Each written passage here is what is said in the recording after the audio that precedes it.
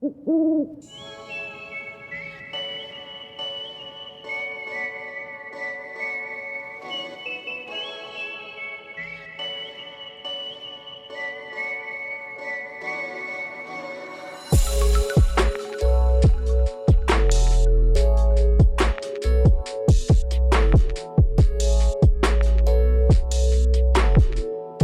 everyone, welcome back to another episode of the Owl Talk podcast.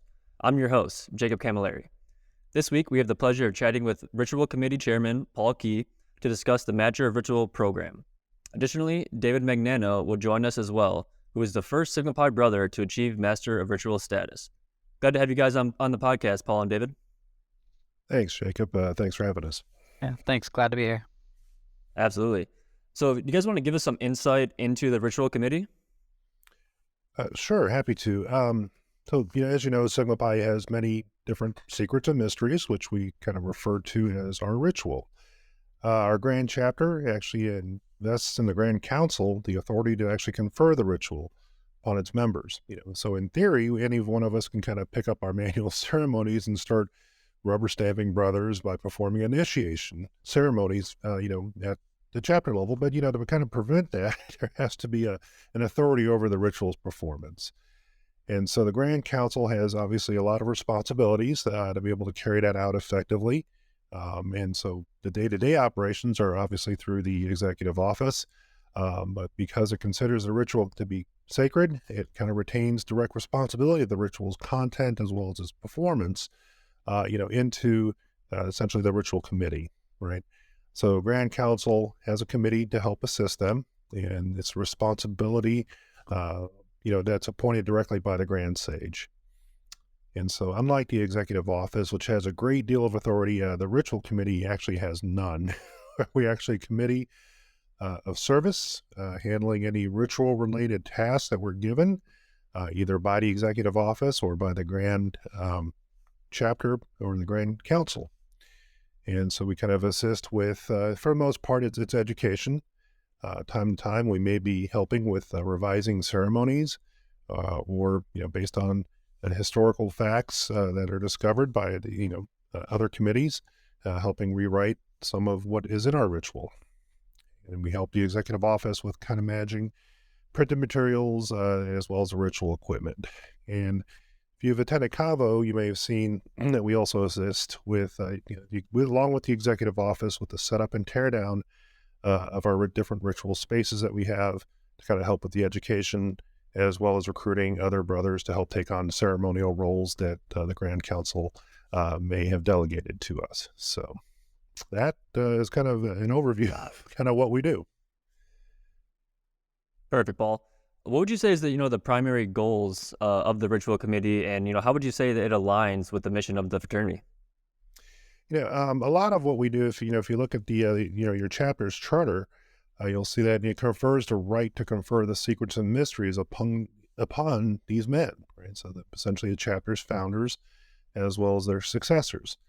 To me, our ritual represents really our values as an organization and as a fraternity. If you look at the lessons that are within it, that all kind of falls into what it means to be a Sigma Pi. And so, as far as our mission, I think it aligns. It's really the definition and in the expression of those values in that form. And when you go through the initiation and become a member, that's kind of why we do that, is to give you those secrets and mysteries, as well as bestow, hopefully educate you on those values as well. David, anything that you would add to the primary goals and how the Ritual Committee aligns with the mission of the fraternity? Yeah. So, well, first off, one thing I'd add to the makeup of the Ritual Committee is that obviously it's a handful of brothers who are very passionate about it. That's not to say that the Executive Council isn't passionate about it, but newly elected council members got a lot on their plate. And to be, put on the spotlight on the stage with some sort of ritual role, and there's a lot of material to cover that they're not necessarily experts in. That's kind of where we step in to guide them and help them. And we try to be, regional experts as well, going to chapters or province workshops, and as Paul mentioned, to national level events like Convocation. As far as our role and how that plays into aligning with the mission of the fraternity, the fraternity wouldn't be the fraternity if it wasn't for the ritual. That is the shared secrets that we all gather around, and by which we know each other as brothers. And as Paul mentioned, there's a lot of lessons that are embedded within those secrets and mysteries, and a lot of those lessons are key in organizing and running a high functioning chapter. And it's really important to keep those lessons alive for the undergrads, and part of that is making sure that they have a proper understanding of the ritual. Absolutely. So, David, as I kind of mentioned earlier, you're the first Sigma Pi brother to achieve Master of Ritual status. So how would you explain, what is the Master of Ritual program? So the Master of Ritual program is a multi-tiered program consisting of 10 tasks in 4 various tiers, and they kind of get harder as you go. The entry-level tasks, the first level of 4 tasks, are easily accessible to any brother, especially to undergrad brothers. Things like witnessing a ritual, find some mentors, simple things like that. The first one even says, be a brother. Congratulations, you've already passed the first level. So the first 4 are intended to, get new members to the Master of Ritual program in the door, people who are passionate or curious about the ritual, and showing them a couple of other, next level tasks to further their understanding. And as you work your way up, the tasks do get more challenging, culminating with a test by memory and a written thesis, for lack of a better term, to prove your mastery over the ritual. And there's a couple of other key tasks along the way, creating or purchasing, preferably creating, ritual equipment for chapters in need, going to other chapters to witness rituals so that you're expanding your network within the brotherhood, things like that. But it's a series of tasks to help a brother both prove his mastery of the ritual, but also further his understanding of it. Perfect. Thank you for that explanation. So, Paul, as the ritual committee chairman, how did this program come to fruition? Sure. Yeah, this actually was established before me. I was lucky to help participate in its creation, but actually, Brother Rhett LaRose, our past Grand Second Counselor, worked with other members in order to help create this program. And from my own background, it's more, if you want to look at it as an advancement type of program, it really gets into more, as you heard David say, more the deeper levels of what the ritual means. It's not intended, again, to be any kind of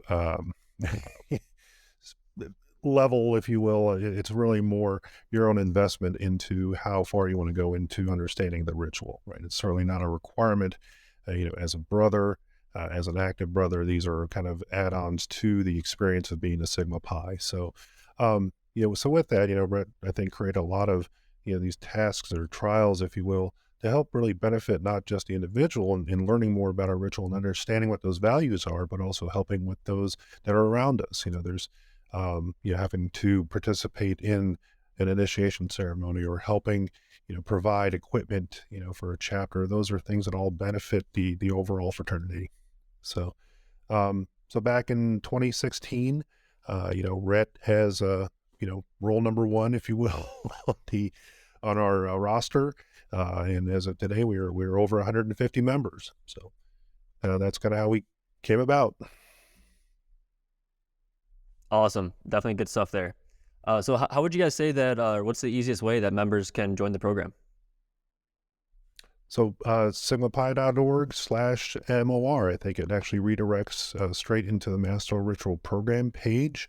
And there's a sign up process for that. And that covers, obviously part of the completion of these are certain awards of recognition. A lot of the fees are used to kind of cover that cost up front. And so as you pass additional trials, reach different degrees, you'll be awarded those, as long as you're reporting those back to us, getting those degrees conferred, and then also having those materials shipped out to you. So yeah, definitely go online, sigmapi.org/MOR, and it'll take you right there. Perfect. Thank you, Paul, for that explanation. David, anything else you'd want to add to that? The only other thing I could say is that it's most accessible to undergrads, because a lot of these things do require proximity to a chapter.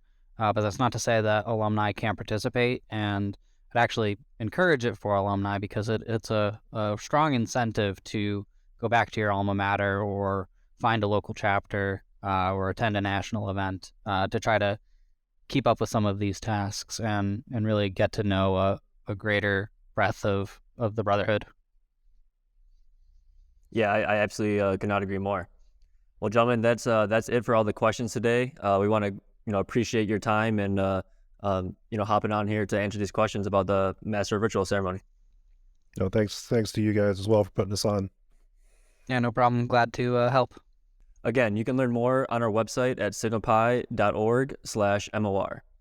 That'll wrap up this episode. Thank you for joining us for the AlloTalk podcast. And thank you, Paul and David, for providing some great insight into the Master of Ritual program. For everyone listening, make sure you hit subscribe and please leave a rating and review on your favorite podcast platform. And as always, I believe.